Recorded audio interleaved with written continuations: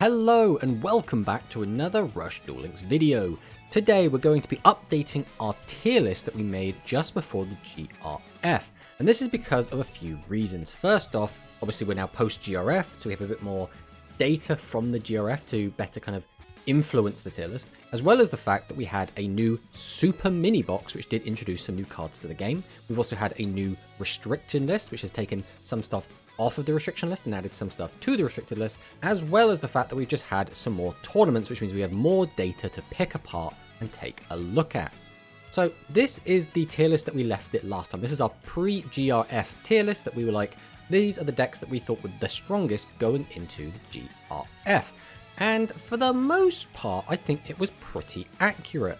We did see the dominance of the Royal Rebels. We have also seen Magnum Overlord be very, very strong and Thunder not far behind it. I think one of the few decks that did feel a little bit underrated that perhaps did perform quite well during the GRF was the Harpy Ladies. And that's because the player that took the first position in the GRF was playing Harpy Ladies along with a Royal Rebel deck. So obviously they saw Harpy's potential and were able to make good use of that. Notably, the deck they were playing did not actually have any copies of Harpy's Bet Dragon, but did have 3 copies of Piercing Samurai. So maybe, if built in the right way, Harpy Ladies does kind of jump up a little bit. We've also seen aggro also do quite well. A lot of the players that were in the top 100 were playing aggro lists, or playing aggro list alongside something else. I think the only deck that you didn't really see a ton of representation from is Cyburst. Cyburst is a deck that I think really has been struggling to find its place in the meta. It feels like it's just good enough that it's not kind of a rogue deck, but it's also not good enough to be anywhere other than the bottom of tier 3. It feels like the worst best deck. And I think that kind of summarizes it quite well. So this is where we thought things were pre-GRF, and again, other than maybe Harpies and maybe aggro could have been bumped up a little bit, I think this was quite accurate for the time. But like we said, we've had some changes to the ban list. Ancient Forces has now been freed from the ban list thanks to Clear Ice no longer being restricted, which means we can now play it at full strength with Dragius and the Phoenix Dragon, which does make this deck seem a lot stronger, and we have been seeing this deck topping in a few different tournaments. As well as the fact we've also seen the Sports Dragon also be unhit, which means Dragonic Resonance potentially can also start showing up a lot more as well. This hasn't seen as much representation, but maybe if people do play it a little bit more, they will discover this deck is perhaps a little bit better than perhaps this tier list would suggest. So first things first, let's go and take a look at the tournament results that we've had recently. So here we have 7 tournaments that have taken place since the release of Evolving Rising Heart. And many, if not all of these tournaments, were playing using the new restricted list even before it came out, which means these all should be relevant to the current meta as it kind of sits. And as you can see, the winning deck lists are spread out quite a bit. Now, notably as well, this is probably not every single tournament, and all of these tournaments have at least 16 players. That is kind of our criteria, is if it doesn't have at least 16 players, we don't really put much stock into it, because I feel like the fewer players you have in a tournament, the less competitive it becomes. Now, obviously, we'd like this to be 32, 64, 128 as our minimums, but Rush is still in its early stages, so we can't really expect those big numbers when it's such a simplified format at the moment. But as we can see, Royal Rebels have won 2 tournaments, SAR has actually won 3 tournaments and become the new kind of favourite, Aggro and Harpies have each won 1. If we come over here, we can see we have our wins all listed here. So the only decks to have won tournaments are Royal Rebels, SAR, Harpies and Aggro. Now, if we arrange them like this, it's, maybe this is how we look at it. SAR is the best deck, Royal Rebels is the second best deck, Harpies and Aggro a step below, and everything else doesn't matter. It would be quite nice to be able to kind of order it like that, but I don't think that really shows the big picture. I tend to look at the top 4 and oftentimes the top 8 to give me a better representation of how the meta is feeling. So we can see here that immediately Royal Rebels overtakes SAR just because of the amount of representation. So many people are playing the Royal Rebels deck. Even though it has been winning lists, it's definitely seeing more tops and specifically more top 4s than the SAR spellcasters. And now we can see that Thunder joins in, we can see Overlord makes an appearance, and Cyburst even has shown up in the top 4. If we broaden our horizons to top 8, again we can see that Royal Rebels have by far the most representation, followed by Thunder, then SAR, which again has the most tournament wins, then Ancient Forces has now shown up, Harpies, Aggro, Overlord, Cyburst, and then just a single Dragonic Resonance. So how do we kind of judge where everything is in the meta? So basically what I tend to do is I give these a point value. So if you win a tournament, you get 4 points, second place 3, if you top 4, you get 2 points, and if you get top 8, you get 1 point. So if we look at top 4 points, this now shows that, again, any deck that has high representation is obviously going to have more points. That's just kind of how this works, but you do get more points based on how well you perform. So although Royal Rebels have by far the most representation, they get 29 points. SAR in second place with 16 points, and then Thunder at 9, Ancient Forces at 7, Harpies at 6, Aggro and Overlord both at 4, and Cyburst at 2. With, unfortunately, Dragonic Resonance having no top 4s, doesn't have any. And finally, if we do exactly the same thing, but this time with top 8, we look at our points, we can once again see Royal Rebels, SAR, Thunder, Ancient Forces. Basically, nothing here is concrete. We can look at the decks that are winning, we can look at the decks that have the most representation, we can look at the decks that have the most tops, but that doesn't necessarily translate one-to-one to where we think things are on the tier list.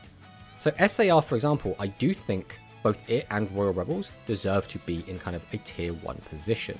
I personally would have Royal Rebels still in tier 1, and then our SAR is going to go join it up in tier 1, because it has been seeing a lot of representation, not anywhere near as much as Royal Rebels, but it has won more tournaments than Royal Rebels. Overall, I still think Royal Rebels probably clinches it overall in the tier. These two decks are so overwhelmingly dominant that I think what I'm immediately going to do is bump every other deck down to tier 2. That's because very few decks are actually winning tournaments outside of these two decks, and also doesn't have anywhere near the same representation or tops as these decks, so I feel like they immediately have to get bumped down. Now, if we take a look at the other winning lists, that would be Harpies and Aggro. And I think, again, these are all strong decks. These are all probably around the same kind of tier. I think tier 2 does feel really good for Harpies, Aggro, Overlord, and Thunder. All of these decks are very strong. All these decks can win games. They can all win tournaments. But these decks are just not doing it as well as Royal Rebels and 7XL Road. The other big change between now and when this list was first made was that we had some cards come off the restricted list. So Ancient Forces is now back into the fray, and so is Dragonic Resonance.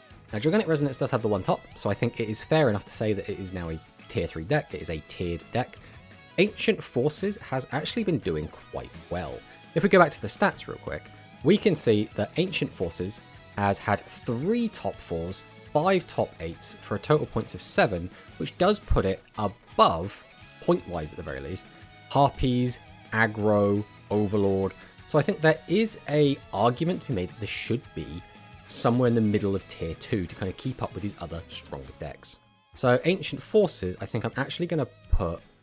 Oh, it feels a bit weird to put it anywhere higher than any of these other lists. I think the bottom of tier 2 does kind of suit it, because I don't necessarily think that this deck would have a particularly strong matchup into a lot of these others. I don't think it's got a bad matchup either, but it's not overwhelmingly positive for it, and this deck is still yet to fully prove itself. So I think bottom of tier 2 feels about right.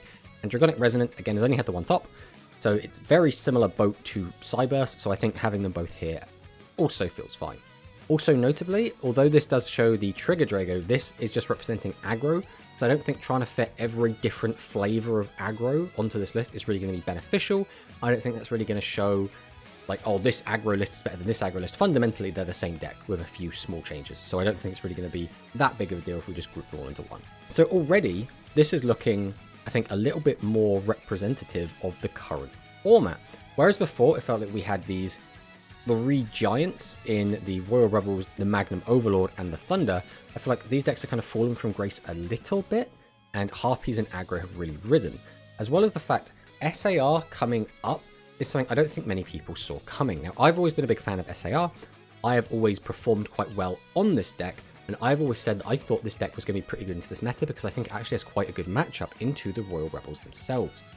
So it doesn't really surprise me too much to see this deck doing very, very well. We've seen multiple different duelists pilot this deck to tournament wins and have consistent tops, so this deck is definitely looking like it has legs. Harpies is another one. Harpies actually did manage to take a tournament win, and it's a deck that I think a lot of people rip off, mainly because there are a lot of people on ladder that play Harpies as kind of their free-to-play friendly deck, and because of that, a lot of the time Harpies feels like it's a free win, but when you get a really good pilot behind it and has the right build, Harpies is actually a really scary list. Then Aggro is another weird one. I think a lot of people got a little bit sick of Aggro because Aggro has kind of been the best deck pretty much forever, outside of Dragonic Resonance being unbelievably powerful when it was at its height. And I guess the release of Heavy Metal Scream, when we got all of our new Royal Rebel, Overlord, Thunder, and all of these new skills seem to make them really, really strong.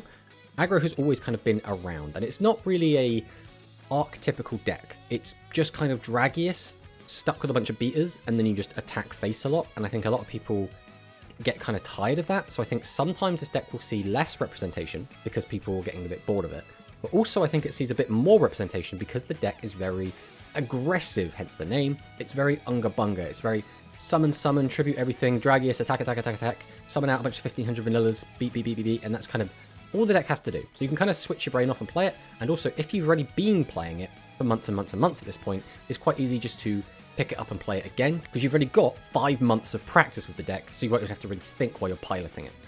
Overlord is, again, a bit of a weird deck, just because Overlord... I think this goes back to my Overlord video, which was, I think it plays like a worse 7's Axel Road that can sometimes kill your opponent out of nowhere, and that's kind of what the data is reflecting as well. This deck still does have legs, it's still quite strong, you can still play it as like the Spellcaster Beatdown.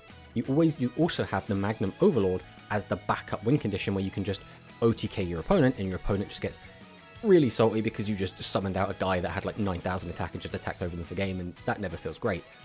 But I think overall it's just feeling a little bit less consistent than the SAR, which is performing extremely well. Then Thunder, again, Thunder doesn't feel bad. Obviously, it's still a tier 2 deck, it's still fantastic, it's still putting up a lot of results. It's just, Thunder's always felt very fair. I think that is the primary criticism with this deck. It doesn't feel like it's doing anything imbalanced. It doesn't feel like it's doing anything crazy. It's not wiping your opponent's board. It's not OTKing them out of nowhere. It's not doing any of these crazy things. It's just playing straight up, low to the ground Yu-Gi-Oh! And it does that very, very well. And then Ancient Forces, again, in a lot of ways, feels a little bit like the Harpy deck and a little bit like 7's Axel Road, where it's a damage race deck where you just want to summon out a load of guys, get a ton of damage in as quickly as you can, clear your opponent's board, get a load of damage in, and then you'll accept that your board's going to get destroyed on the crackback, and then you're going to try and build a new board the next turn and try and hit them again for another big crack of damage. And the only reason I think it's down where it is on the tier list is because maybe it doesn't do those things quite as well as 7's Axel Road, which seems to do them very, very well. That seems to be what 7's Axel Road does. It's very good at summoning out 3 monsters with a load of attack and blasting your opponent for a ton of damage. So in a lot of ways, it just feels like it's a little bit worse than that, but it does get to play Dragius. It does get the ability to play level 6 monsters, which means theoretically it should be more consistent. You can also keep recycling cards, which also feels very, very good. And being able to just keep resummoning Dragius again and again and again by shuffling it back into your deck or putting it back to your hand using Phoenix Dragon does feel very, very good. Again, we've already spoken a little bit about Cyburst, but Cyburst does feel like it's the worst best deck. It still feels okay, but it lacks good ways to get your opponent's life points if they set 3, unless you have exactly the maximum. If you get out the maximum, sometimes it can feel like a bit of a liability, because if your opponent has an out to it, they can just kill you that turn. I want to like this deck, but I think the skills that go with it are too limiting, and limiting you to only use Cyburst cards. I think that's what lets this deck down a little bit. I think with a little bit more support, this deck could be very, very strong. And then Resonance, again, it's been doing well. It's been seeing a little bit of play. It still, in my opinion, has like the best back row hate, because you can just play the 3 Slayer, and then if you want, you can even play additional back row hate on top of that.